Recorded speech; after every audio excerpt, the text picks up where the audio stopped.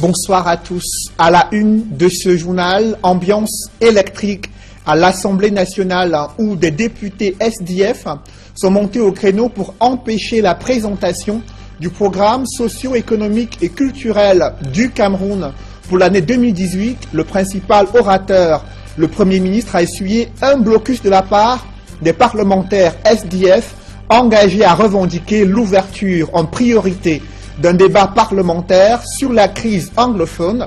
Le film de cette folle journée à l'Assemblée nationale et la réaction du gouvernement sont à suivre en ouverture de ce journal. La colère de la jeunesse africaine a retenti au sommet Union africaine, Union européenne qui s'est ouvert en Côte d'Ivoire face à l'horreur du trafic des êtres humains sur la route de l'immigration clandestine. Cette jeunesse africaine déplore l'inexistence des conditions favorables à l'entrepreneuriat jeune sur un continent africain où prospèrent le sous-emploi, le chômage et la marginalisation politique des jeunes. Incapables d'apporter des solutions concrètes à ces défis majeurs, des dirigeants africains implorent l'aide de l'Union européenne pour résoudre ces fléaux. Vous les écouterez dans ce journal. À qui profitent réellement les réformes engagées sur le marché du livre, alors que l'on annonce le retour à l'utilisation d'un manuel unique pour chaque matière et la gratuité de certains ouvrages pour l'année scolaire 2018-2019, ces décisions du Premier ministre ont une forte coloration politique avec un ancrage économique destiné aux ménages et aux éditeurs. Enquête à suivre dans ce journal.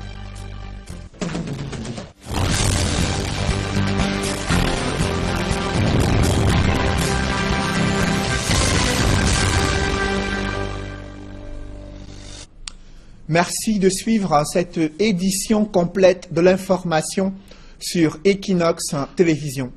Ils sont encore montés au créneau pour empêcher cette fois-ci la présentation du programme économique, politique et social du Cameroun pour le compte de l'année 2018. Le Premier ministre Philémon Yon, principal orateur à l'Assemblée nationale, a essuyé un sérieux revers.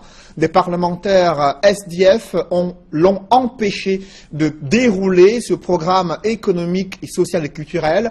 Ils ont hué le Premier ministre pour revendiquer l'ouverture en priorité d'un débat parlementaire sur la crise sociopolitique anglophone. Le film de cette folle journée avec Joël Essenge et Guy Zogo. La colère du Social Democratic Front, SDF, ne retombe pas à l'Assemblée nationale. C'est le Premier ministre qui l'a essuyé alors qu'il était venu délivrer le traditionnel programme économique, financier, social et culturel du gouvernement devant la représentation nationale. D'emblée, le président du groupe parlementaire SDF à l'Assemblée nationale a posé les exigences de son parti dans une ambiance électrique.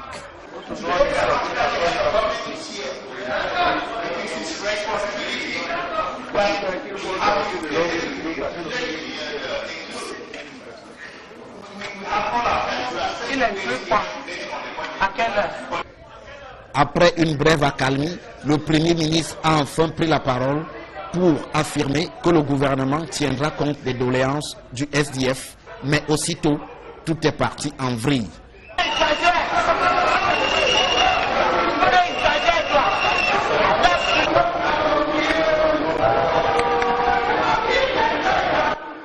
C'est alors une véritable foire d'empoigne qui a suivi, le Premier ministre délivrant alors un discours inaudible.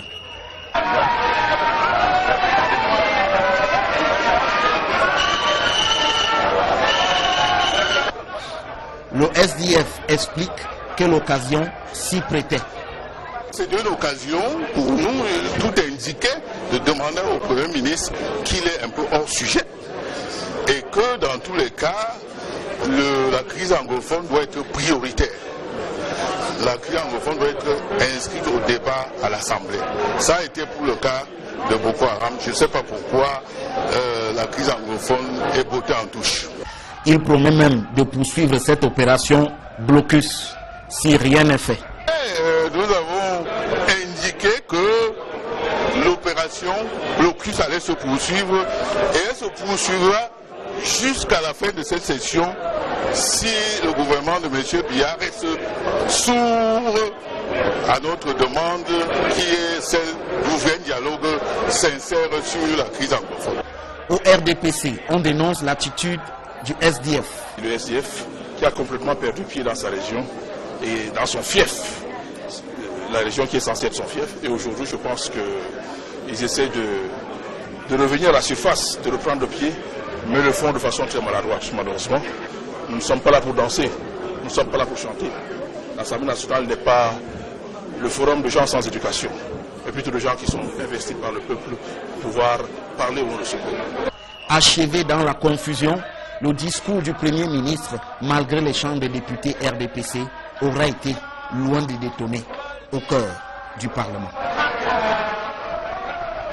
Vous le voyez, les revendications liées à la crise anglophone commencent déjà à paralyser l'Assemblée nationale, à tel point qu'une escalade a été vécue ce jour à la Chambre basse du Parlement. Je vous propose de suivre à nouveau cette ambiance électrique comme si vous y étiez à l'hémicycle du Palais des Verts de Ngouaekele.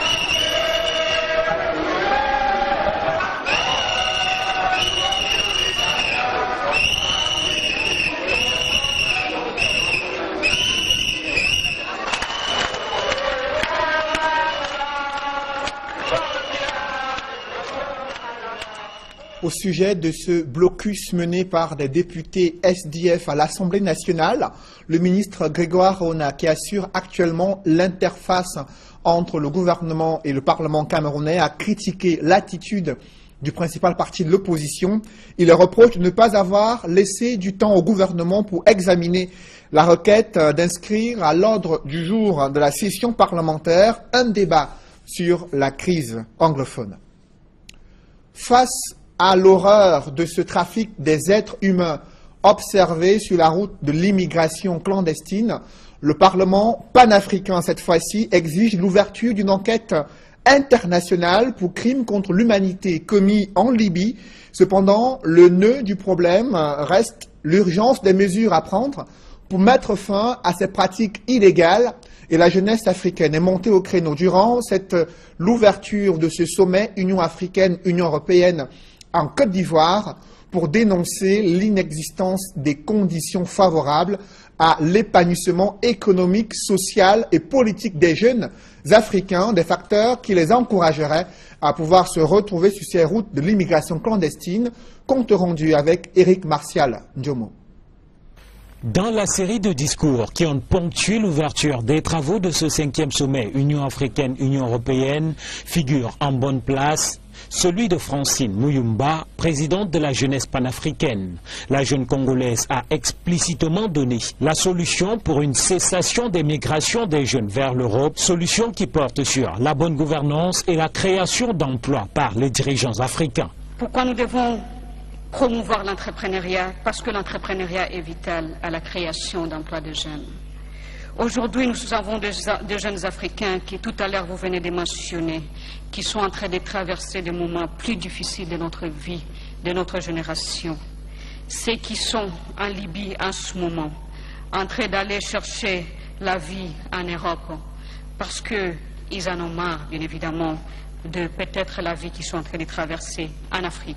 La crise migratoire et la traite humaine en cours en Libye sont longuement revenus dans les discours et fortement condamnés par les uns et les autres. La question de l'immigration, vers l'Europe surtout, se pose en termes dramatiques. Les embarcations de la mort en haute mer rivalisent dans une lugubre tragédie avec le naufrage dans l'océan des dunes et des terrains rocailleux du Grand Sahara. Ces défis nous sont communs.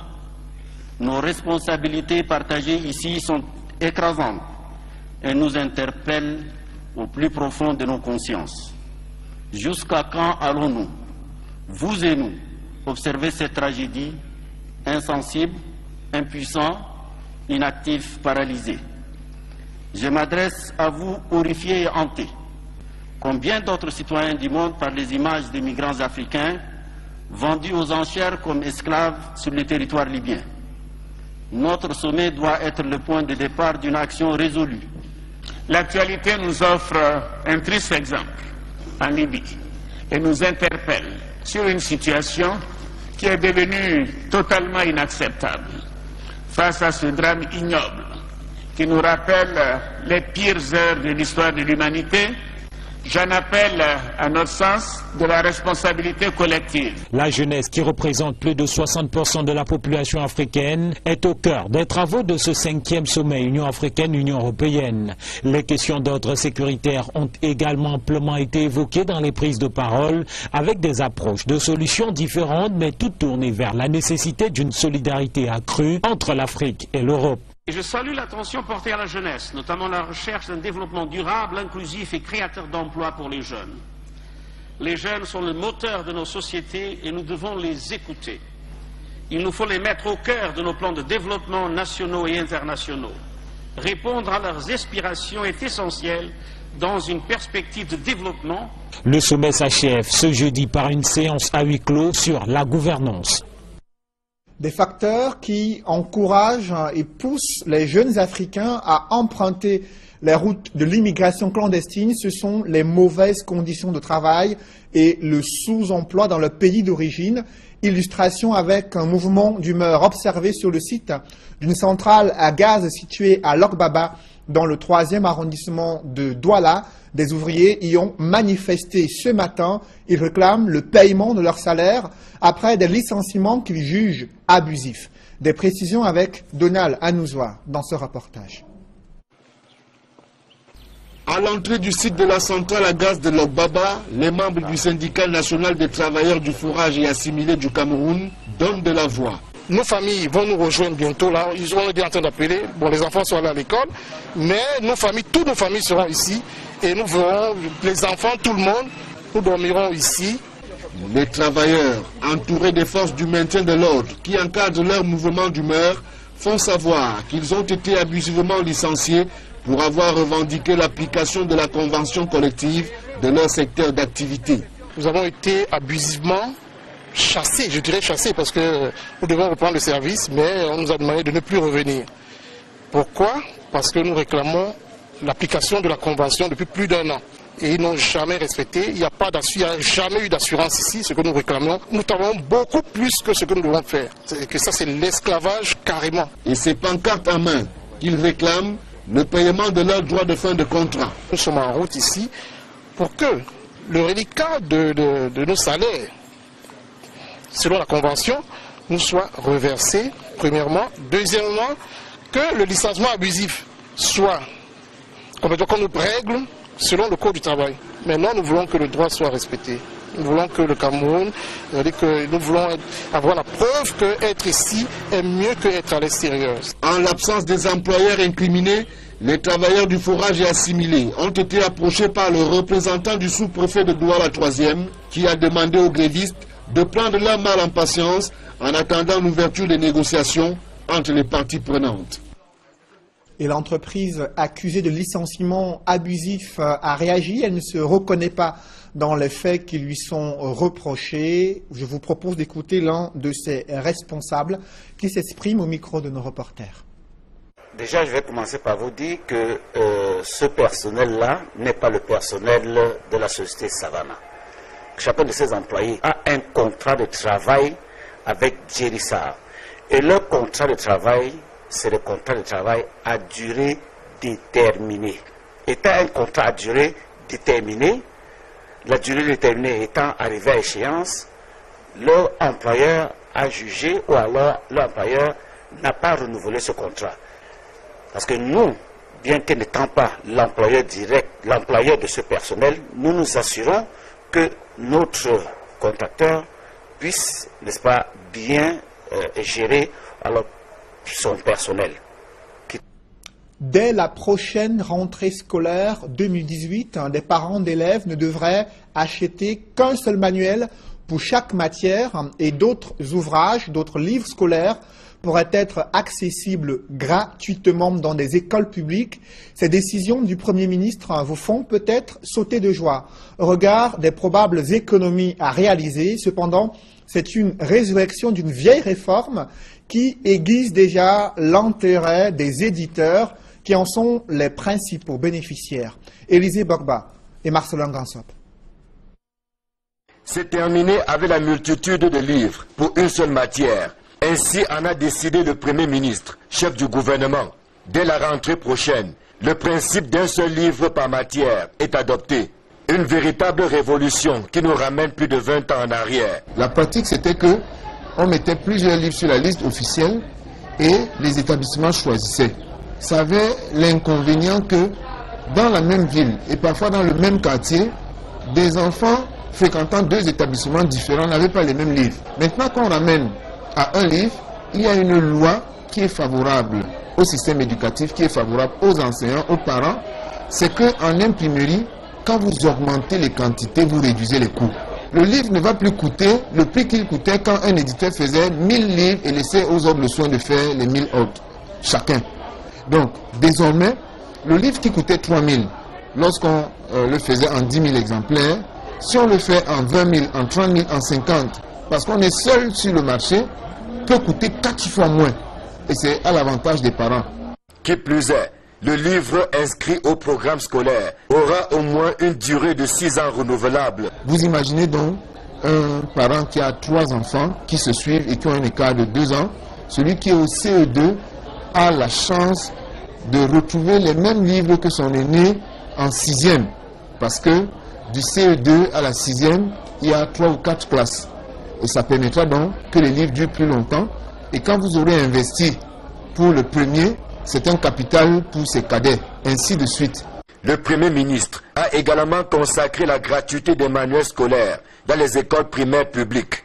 La mesure qui prend effet dès septembre 2018 concerne le français, l'anglais, les mathématiques, l'informatique, puis l'éducation à la citoyenneté. Garantir la gratuité, c'est s'assurer que les livres coûtent le moins cher possible pour ceux qui doivent être vendus. Cette décision-là doit être prise comme un acte de justice sociale. Si vous mettez votre enfant dans une école publique, évidemment, cela peut vouloir dire également que vous n'avez pas tous les moyens qu'il vous faut et que, évidemment, si vous avez un appui pour que votre enfant ait les manuels, ce ne sera pas une mauvaise chose. Ça se fait dans d'autres pays.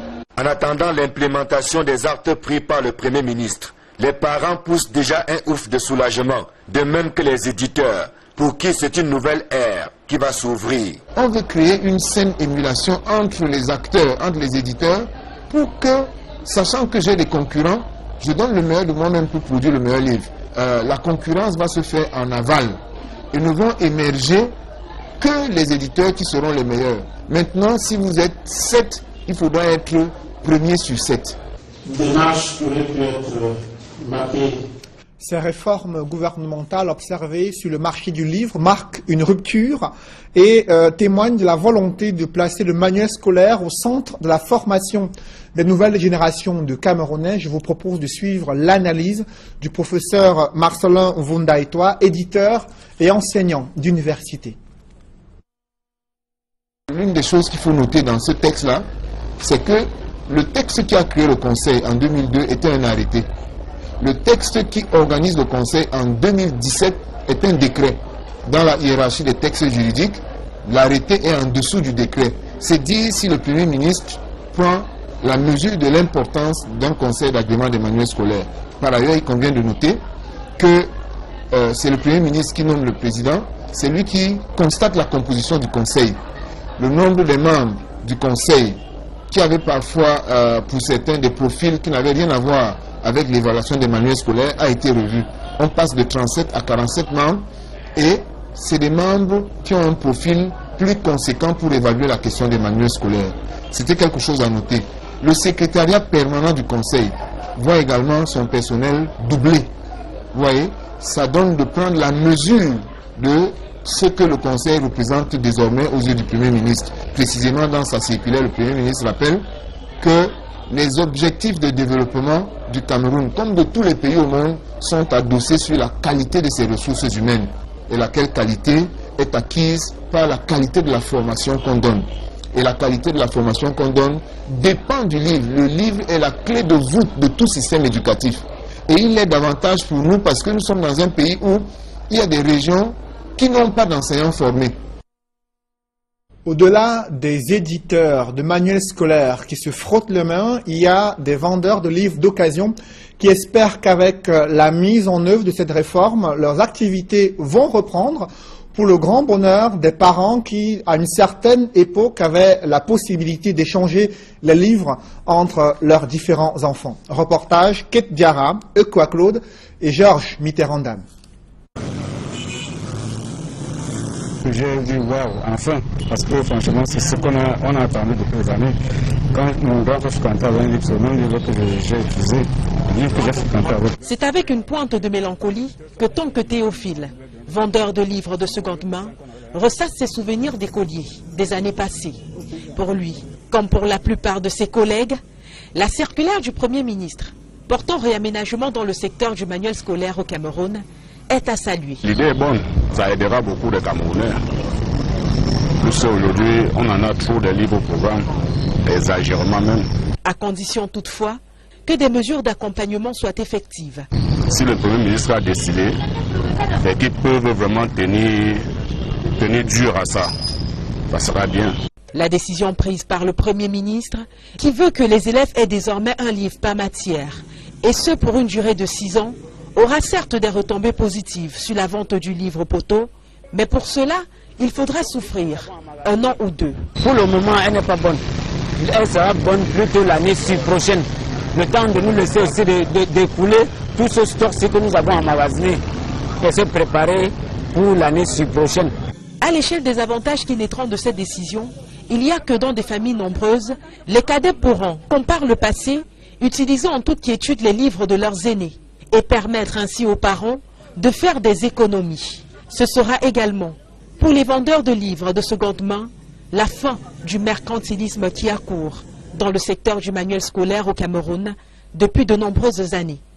Par exemple, ce livre de sciences, ils ont mis au programme l'an passé, la rentrée scolaire passée. Cette année, le même livre, ils ont changé la couverture et balancé les pages à l'intérieur. Et ils augmentent le prix.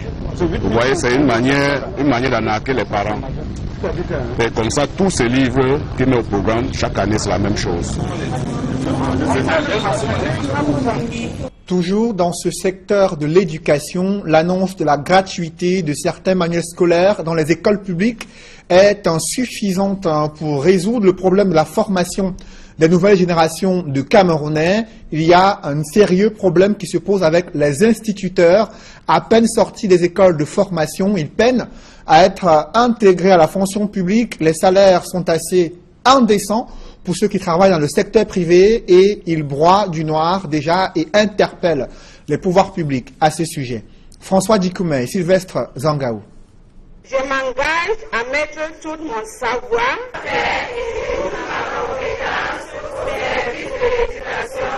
Arrivés en fin de formation, ces instituteurs et institutrices prêtent le serment de Socrate. Leur parchemin en main, les seigneurs de la craie ont pris le ferme engagement de former convenablement les élèves. Avenir d'un Cameroun qui se veut prospère. Mais comment y parvenir quand on sait qu'au Cameroun, les conditions de travail des enseignants ne sont pas toujours faciles? Au lendemain de la formation, il faut déjà faire face à l'épineux problème de l'intégration à la fonction publique, ainsi que du salaire, qui suscite toujours des commentaires. La question de l'intégration me préoccupe vraiment, parce qu'après un travail de dur labeur ainsi, normalement on devrait quand même aussi prendre même les premiers les premiers 10 de chaque promotion pour vraiment pour vraiment encourager les enseignants pour cette année. L'effectif a été très peu, puisque les gens sont en train déjà de se décourager, que le métier enseignant n'en vaut pas la peine. Lorsque nous finissons la formation, on s'attend à ce qu'on va nous recruter directement, mais on se met à fuir le travail.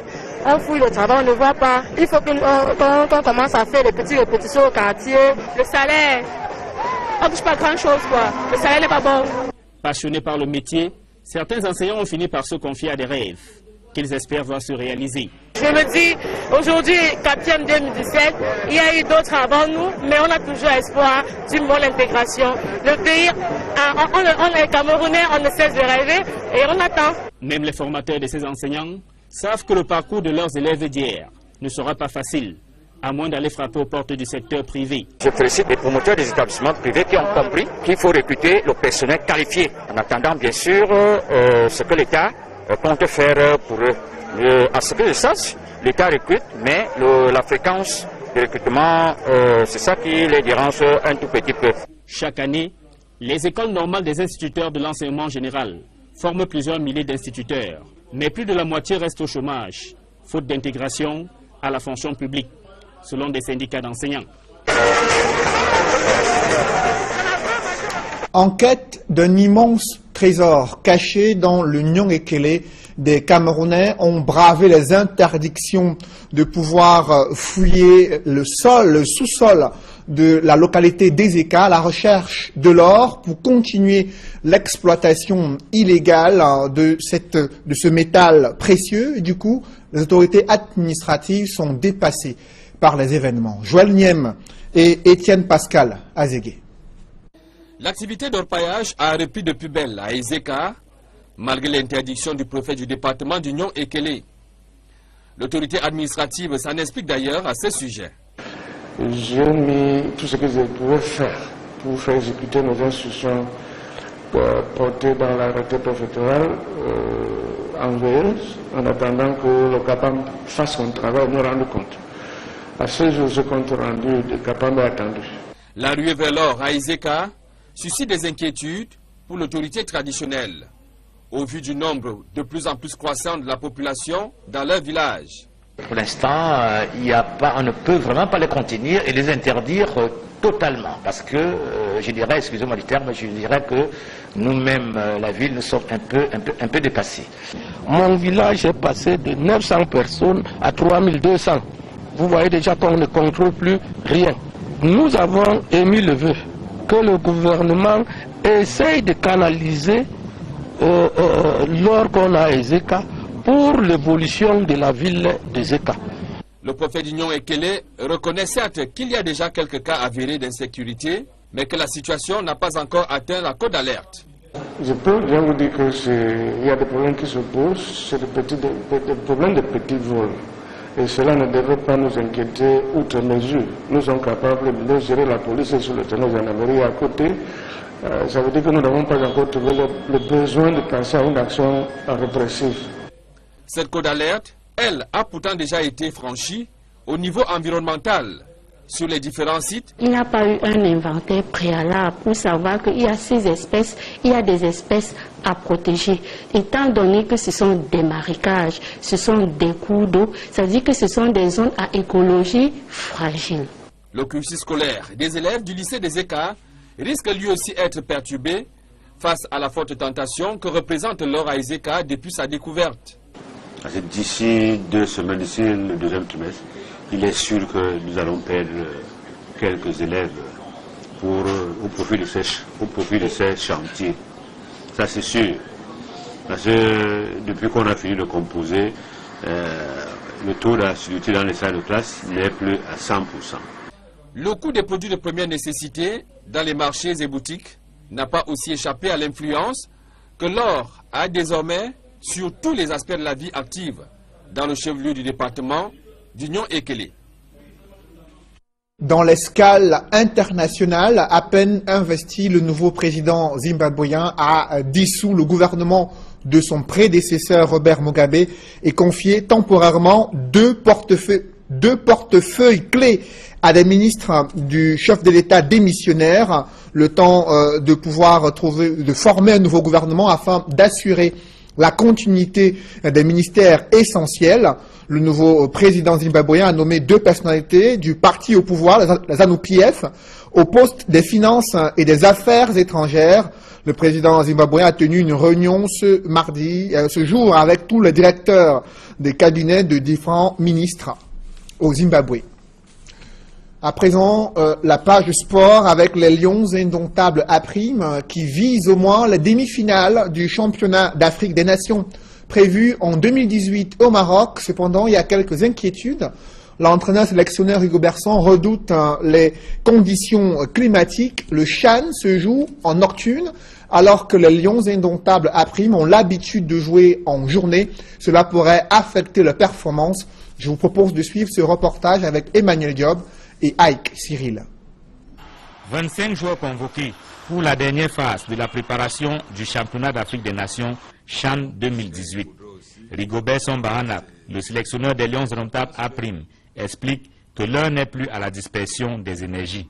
Je ne voulais pas prendre le risque de toujours faire, d'élargir toujours ma liste parce qu'après je serai dans le désordre. Parce qu'il y a un moment où j'ai commencé le stage avec 40 joueurs, le premier stage. Et en 2 semaines, il a fallu que je divise ça en 2, de rester avec une certaine partie. Pour le CHAN 2018, le Cameroun est logé dans le groupe D, aux côtés du Congo, de l'Angola et du Burkina Faso. Des adversaires dont l'entraîneur sélectionneur entend visionner les matchs de préparation afin de mieux huiler sa stratégie. C'est prévu d'avoir les images et voir comment ils se comportent. Ça va permettre que même nos joueurs sachent comment est-ce qu'ils doivent procéder. Donc on veille dessus. C'est des équipes capables de faire la différence. Donc c'est à nous maintenant de nous mettre dans une position qui va nous permettre, nous, d'être supérieurs à eux. L'objectif pour le Cameroun est clair au CHAN 2018, aller au moins en demi-finale et pourquoi pas remporter le trophée. Par le passé, on a toujours atteint que les quarts de finale. Alors, je pense que c'est une opportunité pour nous de démontrer que si on va dans cette compétition, il faudrait qu'on aille au moins en demi-finale. Je dis au moins, mais la préférence c'est rentrer avec le truc. Si Rigobert Sambahana dégage une telle sérénité, il redoute tout de même les conditions climatiques qui pourraient plomber le jeu de son équipe. Le problème qu'on va avoir, c'est les horaires de match. Jouer à 19h30 est différent de nous qui sommes habitués à jouer à des heures où c'est 14h, 16h. Donc on est en train de mettre ça en place pour que nos entraînements déjà, il faudrait qu'on habitue les joueurs déjà à jouer dans ces heures-là. Rendu à sa 5e édition, le championnat d'Afrique des Nations CHAN se dispute du 13 janvier au 4 février 2018 au Maroc. Mesdames, Messieurs, c'est la fin de ce journal. Merci de l'avoir suivi. Restez sur Equinox Télévision autour de 21h, l'émission 237 Le Débat, présentée par Duval Fangwa. Bonne soirée sur Equinox Télévision.